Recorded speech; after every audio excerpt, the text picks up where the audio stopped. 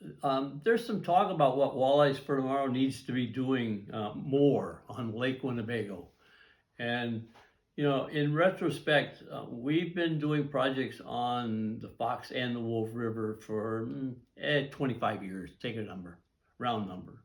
And last year, the trawler that's gone every year since 1986 and looked at the same 46 locations on the lake had the highest number of adult walleyes ever caught and the highest number of yearling walleyes ever caught.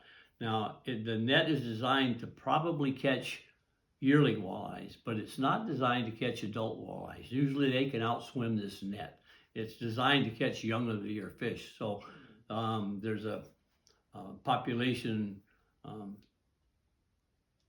count of all the young fish of the various species. But what you need to understand, and the reason that we're maybe seeing this large number of adult walleyes is when we do work on a marsh up on, say, I'll pick the Wolf River.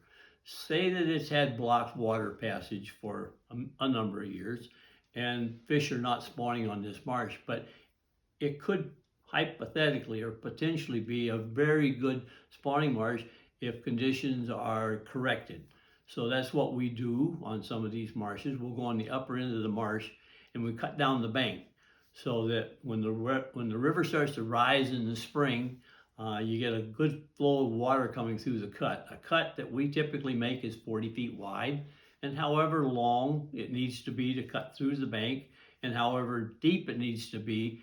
So the bottom of our cuts are the same level as the marsh on the dry side of the bank, or the marsh side of the bank.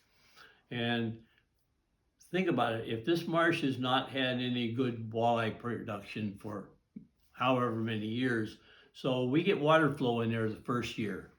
And some females find it. They think, okay, we got good water flow, we'll go in and we'll lay some eggs. So hypothetically, say 30 or 40 fish go in and lay their eggs, and then they leave. And then the next year they come back and do that again. And the next year they come back and do it again. And the next year they come back and do it again. And the next year they come back and do it again. And maybe some of their daughters then, 4 or 5 to 6 year old females, will come in with them. And then you get a compounding of interest, for lack of a better term, because those fish, plus the ones that have been coming in that haven't died because they're old enough that they don't spawn anymore, will start to spawn. So you get a compounding of production from that marsh. And if what we know on the Winnebago system, based upon a study by Ryan Koenig's, looking at dead female walleyes, about 80% of the 5-year-old walleyes have not spawned once, and about 80% of the 6-year-old walleyes have spawned one time, at least one time, by virtue of opening the fish up and looking at their ovaries. You can tell they change color. Fish that's never spawned once has ovaries that are one color, and fish that have spawned at least once, their ovaries are a different color. And like I said, so when we get fish come into a marsh that we've just recently rejuvenated or rehabilitated, it takes 5 to 6 years for their spawn to come back and build upon the number of fish that are spawning in that marsh. That's not to say more might not come every year because the conditions are improved. But after, say, 12 years, then you get the second blush of eggs from the fish that were born in that marsh come up.